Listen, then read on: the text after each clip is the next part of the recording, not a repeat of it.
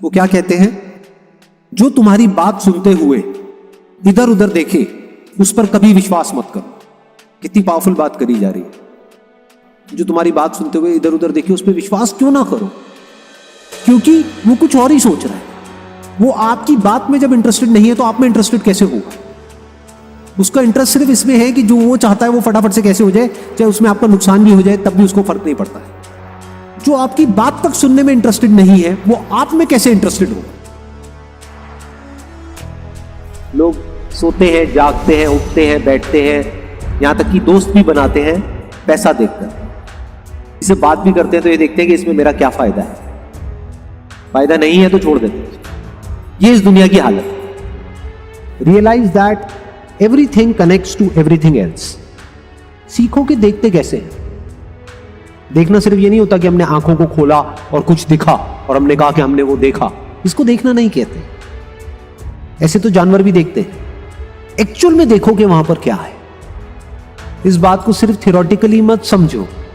तो इस तरीके से हमको पहले समझना होता है कि जो सामने वाला पर्सन है उसके दिमाग में क्या चल रहा है, उसके अकॉर्डिंग एक्ट करना होता है।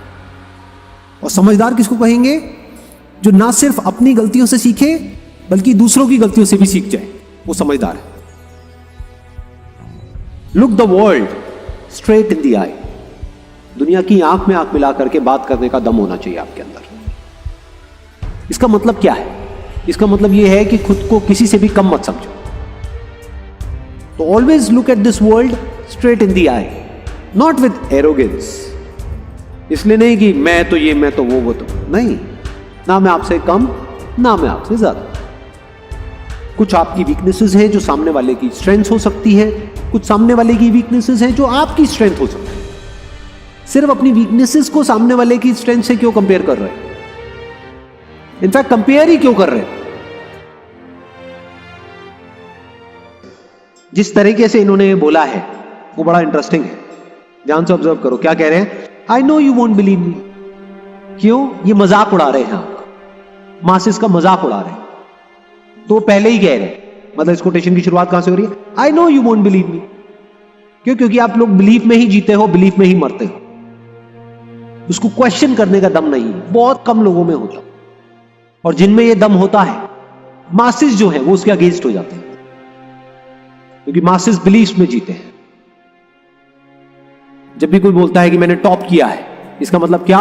कि बाकी सबको मैंने पीछे छोड़ दिया है। मेरे को ये मेडल मिला है, गोल्ड मेडल मिला है। क्यों? क्योंकि मैं रेस में फर्स्ट आया हूं। मतलब क्या? मैंने बाकी सबको हरा दिया है। I have defeated everyone else. किसी की तारीफ करने में ज्यादा मजा आता है किसी की बुराई करने में? बुराई करने में अपने आप को ऊपर उठाने के लिए क्या हम दूसरों को नीचे गिराते हैं? नहीं गिरा। सब करते हैं ये काम। गॉसिप में मजा आता है? नहीं आता है। गॉसिप कितनी तेजी से फैलती है? तेजी से फैलती है का मतलब क्या? कि करोड़ों लोगों का उसमें इंटरेस्ट है, तभी फैल रही है। अच्छी न्यूज ज्यादा तेजी से फैलती है या बुरी न्यूज? बुरी न्यूज। इंडिया में आप देखोगे ज्यादातर, एक्सेप्शंस आर ऑलवेज देयर, ज्यादातर लोग पढ़े हुए हैं और कुछ भी बड़बड़ करते चले जा रहे हैं कि ये प्रॉब्लम है, वो प्रॉब्लम है, वो प्रॉब्लम। ये भी मैंने बड़ा हल्का वर्ड यूज किया है। इससे स्ट्रॉन्ग वर्ड्स भी यूज किए जा सकते हैं लोगों के लिए। ऐसा है या नहीं है? किसी भी पार्क में चले जाओ, किसी पान की दुकान पे चले जाओ, जिंदा लाशें लगती है देखने में। देख रहे हो, खुद कुछ नहीं कर रहे, कह रहे हैं यहां पे सफाई नहीं हो, थोड़ी देर में पान की पीक थूक रहा है। नकली भीड़ यानी कि मासेस, वो सही डायरेक्शन में कभी बढ़ ही नहीं सकते। क्यों? क्योंकि मासेस एक्ट कैसे करते हैं, कभी सोचा है? वो एक्ट करते हैं पास्ट के बेस पे। ये हुआ था तो ऐसा ही होना चाहिए। इनफैक्ट जो ये गलत दिशा है जिसमें भीड़ आगे बढ़ रही होती है, वो हमको सही लग रहा होता है, लेकिन 10-20 साल बाद जाकर के समझ आता है कि ये गलत था, लेकिन तब तक बहुत देर हो चुकी होती है। एक तरफ सिक्योरिटी है, सिक्योरिटी कहां है? भीड़ के साथ। और ग्रोथ कहां है? अकेले चलिए। तो चॉइस आपकी है कि आपको सिक्योरिटी चाहिए या ग्रोथ चाहिए, कंफर्ट चाहिए या चैलेंजेस चाहिए। तो क्या कहा जा रहा है कि कुछ भी मानो मत, यहां पर भर करके मत बैठे रहो। जो भी यहां भरा हुआ है उसको क्वेश्चन करो, जो भी कहीं लिखा हुआ है उसको क्वेश्चन करो। फॉर एग्जाम्पल मैं कुछ कह रहा हूं तो उस बात को क्वेश्चन करो, क्योंकि दो बातें हो सकती है। एक कि जो मैं कह रहा हूं उसमें गलती हो सकती है, दूसरी हो सकता है जो मैं बात कह रहा हूं वो गलत नहीं है, वो बात सही है, लेकिन जो आपकी समझ है वो गलत है। तो जब तक आप क्वेश्चन नहीं करोगे आप समझ ही नहीं पाओगे कि एक्चुअल में मैं क्या कह रहा हूं। आप समझ ही नहीं पाओगे कि एक्चुअल में जो मैं कह रहा हूं वो सही भी है या नहीं है। बस पकड़ करके बैठे रहो। जरूरी नहीं है कि जो बुक्स में लिखा है, जो भी रिलीजियस बुक्स है, वो गलत है। हो सकता है आपकी समझ गलत हो। मतलब जो बेवकूफ लोग होते हैं और एक्चुअल में समझदार होते हैं उसमें सबसे बड़ा फर्क क्या होता है? बेवकूफों को सब पता होता है।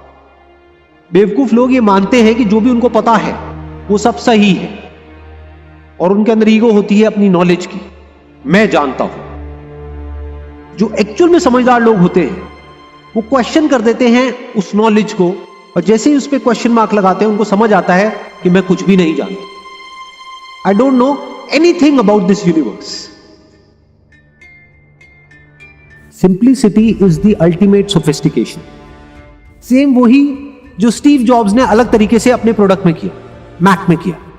जो भी नॉन एसेंशियल बटन्स थे उनको हटाते चले गए। धीरे धीरे आप देखोगे जहां से मैक शुरू हुआ था और आज जहां पर मैक है या एप्पल आईफोन है, वो सिंप्लिसिटी की तरफ बढ़ रहा है, ना कि कॉम्प्लेक्सिटी की तरफ। इनफैक्ट एक वर्ड में स्टीव जॉब्स की फिलॉसफी को अगर डिफाइन किया जाए तो आप कह सकते हो to make things simple. In fact जितने भी पास्ट में फिलोसोफर्स हुए हैं उसमें सबसे बड़ा चैलेंज यही था कि किस तरीके से वो देख रहे हैं, जो और लोग नहीं देख पाते हैं, उसको किस तरीके से कम्युनिकेट किया जाए सिंपल तरीके से कि सामने वाला समझ सके कि वो एक्चुअल में बहुत ही कॉम्प्लेक्स है, लेकिन बाहर से देखने में लगे तो बहुत ही सिंपल है, कि इसको तो कोई बच्चा भी ऑपरेट कर सकता है। ये अपने आप में टफ टास्क होता है। इसको अचीव करने के लिए, यानी कि इस सिंप्लिसिटी को अचीव करने के लिए you need to have a great deal of intelligence. तो अगर आप चाहते हो कि आपकी इस बॉडी के थ्रू एक मास्टरपीस क्रिएट हो, तो बीच में रुकावट क्या है? आप खुद ही हो। तो सवाल उठता है माइंडसेट को कैसे ठीक किया जाए? बहुत सिंपल है, ढंग की इंफॉर्मेशन अंदर डालें। ये जो चॉइस है ना, ये हमारे हाथ में, आपके हाथ में। जैसे आपकी डाइट की रिस्पॉन्सिबिलिटी किसकी है? किसी और की है ना। आज तक आपको कचरा खिलाया है तो कौन आपको रोक रहा है ढंग का खाने के लिए? आप चाहो तो बदल सकते हो ना अपने आप को। ऐसे ही माइंडसेट को बदला जाता है।